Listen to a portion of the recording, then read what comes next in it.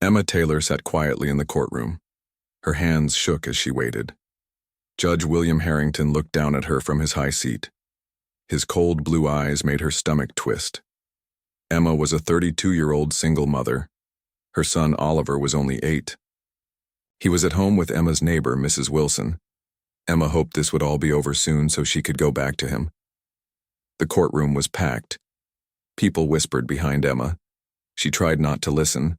She knew what they were saying, that she was guilty, that she deserved punishment. 6 months ago, police had found prescription medicine in Emma's car. The medicine wasn't hers. She was holding it for a friend who was sick. But the police didn't believe her. They said she was planning to sell it. Emma's lawyer, Mr. Thompson, had tried his best. He told the court that Emma had never been in trouble before, that she was a good mother who worked 2 jobs to take care of Oliver, that she volunteered at the local food bank every Sunday. None of it seemed to matter to Judge Harrington. He barely looked at the papers Mr. Thompson gave him. Now, the jury was back. 12 people who would decide Emma's future. The head juror stood up. Her voice was flat when she said, "We find the defendant guilty." Emma felt like someone had punched her in the stomach. The room started to spin. This couldn't be happening. What would happen to Oliver? Judge Harrington cleared his throat. The room went silent. Emma forced herself to look at him. "Emma Taylor," he said, his voice hard and cold. "This court sentences you to 105 years in prison." A gasp went through the room. Mr. Thompson jumped to his feet. "Your Honor, this is outrageous. This is a first offense. The normal sentence is 5 years at most." Judge Harrington's face turned red. "The court has made its decision. Next case." 2 police officers came to take Emma away. She couldn't feel her legs. She couldn't breathe. 105 years. Oliver would be an old man when she got out. She would never see him grow up. "Please," she begged the judge. "My son needs me. He's only 8. I'm all he has." Judge Harrington didn't even look at her. He was already reading papers for the next case. As Emma was led away, she noticed an old woman sitting at the back of the courtroom. The woman was crying. She looked familiar, but Emma couldn't place her. Their eyes met for a moment. Then Emma was pushed through the door. 3 weeks passed. Emma was in the state prison now. She shared a small cell with another woman. She couldn't sleep. She couldn't eat. All she could think about was Oliver. Her sister Jane was taking care of him, but he called every day crying, asking when she was coming home. Meanwhile, Judge Harrington was in his office at the courthouse.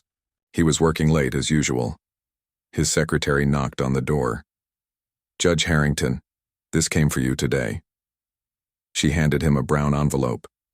The judge opened it after she left. Inside was an old photograph and a letter. The photograph showed a young black woman holding a baby. The judge frowned. He didn't recognize them. Then he read the letter. "Dear William, you won't remember me. My name is Mary. In 1968, I worked as a housekeeper for your parents. The baby in this photo is Emma, the woman you just sentenced, and she is your half-sister." The judge dropped the letter like it had burned him. He picked up the photograph, again with shaking hands. He looked closely at the baby, at Emma. He saw his father's eyes looking back at him. It couldn't be true. But deep down, he knew it was. His father had always had secrets. There had been whispers, things his mother cried about late at night. Judge Harrington put his head in his hands. What had he done? He had sentenced his own sister to life in prison, and he knew, with a sick feeling in his stomach, that he had been extra harsh because of the color of her skin. He had to make this right. But how? He picked up his phone and dialed his lawyer's number. This was going to be a long night. Judge William Harrington couldn't sleep that night. He tossed and turned in his large, empty house. The letter and photo sat on his bedside table. Every time he closed his eyes, he saw Emma's face as she was led away from his courtroom. The next morning, he called in sick for the first time in 15 years. He drove to the records office and spent hours looking through old birth certificates. Then he visited his mother's nursing home. Martha Harrington was 87 years old. Her mind wasn't as sharp as it once was, but she smiled when she saw her son. "William, what a nice surprise," she said, patting the chair next to her bed. William sat down. His mouth felt dry. "Mother, I need to ask you something about Father." Martha's smile faded. "What about him? Did he?" William paused, not sure how to ask. "Did he have a relationship with one of our housekeepers, a woman named Mary?" Martha looked away. Her hands clutched at her blanket. "Why are you asking this now? Your father has been dead for 20 years. Please, Mother, it's important." Martha sighed. "Mary worked for us for 3 years. She was a good woman. Your father—" She shook her head. "He wasn't always a good man, William. When I found out about the baby, I made him send Mary away. I didn't want the scandal. We paid her to keep quiet." William felt sick. "The baby was Emma?" "Yes. Why are you asking about this now?" William couldn't tell her the truth, that he had sentenced his own half-sister to 105 years in prison. That he had been unfair because of his own hidden feelings. "Thank you for telling me," he said, kissing his mother's cheek. "I need to go now." Back at home, William called a private doctor and arranged for a DNA test. He used his own sample and requested access to Emma's medical records from the prison. It would take a few days for the results. While he waited, William pulled out Emma's case file. He read it carefully this time. The evidence was weak. Emma had been found with prescription pills that weren't hers. She claimed they belonged to a friend who was too sick to pick them up himself. The friend had died before the trial, so he couldn't back up her story. Other judges had given much lighter sentences for similar cases. First-time offenders usually got probation or a few years at most. William had given Emma 105 years because... Why? Because he wanted to seem tough? Because he was angry that day? Because she was black? The DNA test results came back 3 days later. 99.8% probability of a half-sibling match. Emma really was his sister. William made his decision. He drove to the state prison where Emma was being held. He used his position as a judge to arrange a private meeting. The prison visiting room was cold and gray. Emma was brought in wearing an orange jumpsuit. Her hands were cuffed. She looked thinner than at the trial. Her eyes were dull with hopelessness. "Ms. Taylor," William began formally, then stopped. "Emma, thank you for agreeing to see me." Emma didn't answer. She stared at the table between them. "I've received some information that changes things." He placed the photo on the table. "Do you recognize this woman?" Emma looked at the photo. Her eyes widened. "That's my mother. Where did you get this?" "She sent it to me." William took a deep breath. "Emma, I believe we share the same father." Emma laughed. It was a harsh, bitter sound. "Is this some kind of joke?" "I wish it was." William showed her the DNA test results. "I've been reviewing your case. The sentence I gave you was wrong. It was unfair and I think I was influenced by feelings I didn't want to admit." Emma finally looked at him directly. "So now that, you know we're family, you want to help me? What about all the other people you've sentenced unfairly? Do they get a second chance too?" The question hit William like a punch. She was right. How many others had he judged too harshly? "No, you're right," he said quietly. "This isn't just about you and me. It's about what's right. I'm going to help. You appeal your sentence, and then I'm going to look at every case I've ever judged." Emma studied his face, looking for lies. "Why should I believe you?" William had no good answer. "You shouldn't, not yet. But I'm going to try to earn your trust, Emma, and I'm going to start by fixing what I did wrong." The news spread fast. Judge William Harrington had stepped down from the bench. People talked about it all over town. Some said he was sick. Others said he had done something wrong. No one knew the truth. William spent his days working on Emma's case. He hired the best lawyer in the state, a man named Robert Greene. Robert was known for helping people who had been treated unfairly by the law. "This won't be easy," Robert told William when they met in his office. "You gave her a very harsh sentence. To change it now, we need to show there was something wrong with the trial." William nodded. "There was something wrong. Me." Robert frowned. "That's not enough for an appeal. We need more." They dug into the case files. They found that the police hadn't followed all the proper steps when they searched Emma's car. They also found that the amount of medicine was too small to prove Emma planned to sell it. And most importantly, they found 3 other cases just like Emma's where the people had received much lighter sentences. While William and Robert worked on the legal side, Emma struggled in prison. She was allowed 1 phone call a week to Oliver. Each call broke her heart. "When are you coming home, Mum?" he would ask. "I'm trying, baby," she would answer. "I'm trying so hard." Emma's sister Jane brought Oliver to visit once a month. Emma hated him seeing her in prison, but she couldn't bear not seeing him at all. He was growing so fast. He had lost a tooth. He had learned to ride a bike. She was missing everything. One day, Emma got a surprise visitor. It was an old woman she didn't know. "My name is Martha Harrington," the woman said. "I'm William's mother." Emma sat across from her, not sure what to say. Martha reached out and took Emma's hand. "I knew your mother. She was a good woman. What happened to her wasn't fair." "Life isn't fair," Emma said flatly. "No, it isn't," Martha agreed. "But that doesn't mean we should accept unfairness when we see it." Martha told Emma about the past, about how she had been afraid of what people would think if they knew her husband had a child with their black housekeeper, about how she had paid Mary to go away. "I was wrong," Martha said. "I've regretted it every day since. When William told me what happened with your case, I knew I had to meet you."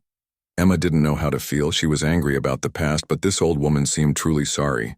"William is a good man at heart," Martha said. "He's trying to make things right." "It's too late for that," Emma said. "It's never too late to try," Martha replied. The next week, Emma's case went before the appeals court. William testified about his unfair treatment of her case. He admitted that he had let his personal feelings affect his judgment. He told the court that Emma deserved a fair sentence just like anyone else. The 3 judges on the appeals panel listened carefully. One of them, Judge Susan Carter, asked William directly, "Are you saying you were prejudiced against the defendant?" William paused. It was a hard question.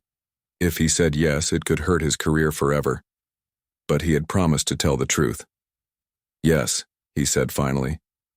"I was, and I'm deeply sorry for it." A murmur went through the courtroom. No one had ever heard a judge admit such a thing before.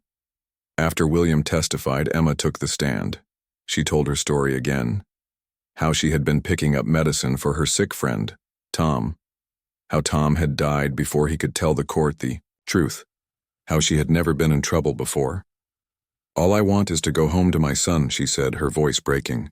"He needs his mother." The appeals court took 2 days to make their decision. Emma waited in her cell, trying not to hope too much. William waited at home, pacing his floors. Finally, the call came. The court had decided to review Emma's sentence. They hadn't set her free, but they had agreed the 105-year sentence was too harsh. They would announce a new sentence next week. It wasn't a complete victory, but it was a start. For the first time since her trial, Emma allowed herself to hope. Maybe, just maybe, she would see Oliver grow up after all. The day of the new sentencing arrived. The courtroom was packed, even more crowded than at Emma's first trial. Reporters filled the back rows. People wanted to see the judge who had admitted he was wrong. Emma sat next to her lawyer, Robert Greene. She wore a simple blue dress that Jane had brought for her. It felt strange to be in normal clothes after months in a prison jumpsuit. William sat in the public section, not at the judge's bench. He felt nervous, though he tried not to show it. Next to him sat his mother, Martha. On his other side was a small boy with bright eyes and a serious face. Oliver. Jane had brought Oliver to meet William the week before. At first the boy had been angry. "You're the man who took my mum away," he had said, his small hands balled into fists. William had nodded. Yes, I made a terrible mistake, and I'm trying to fix it. Oliver had studied William's face. My mum says you're her brother. That makes you my uncle.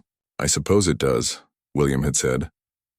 I never had an uncle before, Oliver had said. Then he had asked, do you think they'll let my mum come home? I hope so, William had answered honestly. Now they waited together to find out. Judge Susan Carter entered the courtroom. Everyone stood. She was known as a fair judge, tough but kind. Emma's future was in her hands. Please be seated, Judge Carter said. She looked at Emma. Ms. Taylor, your case has been reviewed by this court. We have considered the evidence, the circumstances, and the testimony given during your appeal. Emma held her breath. Next to William, Oliver's small hand slipped into his. This court finds that your original sentence was excessive and unjust, Judge Carter continued. Taking into account that this is your first offense and the amount of medicine found was small, this court reduces your sentence to time served, plus 2 years of probation. For a moment, Emma didn't understand. Then Robert leaned over and whispered, You're going home today. Emma covered her mouth with her hands. Tears filled her eyes. Behind her, she heard Oliver shout, Mom! And then he was running down the aisle. A court officer moved to stop him, but Judge Carter waved the officer back. Let him go to his mother, she said. Oliver threw himself into Emma's arms. She held him tight, breathing in the smell of his hair, feeling his small body against hers. She couldn't believe it was real. There are conditions to your release, Miss Taylor, Judge Carter said. You will report to a probation officer weekly. You may not leave the state without permission. You must maintain steady employment. Do you understand these conditions? Yes, Your Honor, Emma said, her voice thick with tears. Thank you. After the hearing, Emma walked out of the courthouse a free woman. The bright sunshine hurt her eyes after so long indoors. Reporters called out questions, but she didn't answer. She just held Oliver's hand and walked down the steps. William stood nearby, unsure if he should approach. Emma saw him and hesitated. Then she walked over to him. Thank you, she said simply. Don't thank me, William replied. I'm just trying to fix what I broke. What will you do now? Emma asked. William looked away. I've been thinking about that. I'm going to start a group to help people who have been treated unfairly by the courts. There are too many people still in prison who don't deserve to be there. Emma nodded. That's good, but it won't be easy. I know. Would you consider helping? Your experience would be valuable.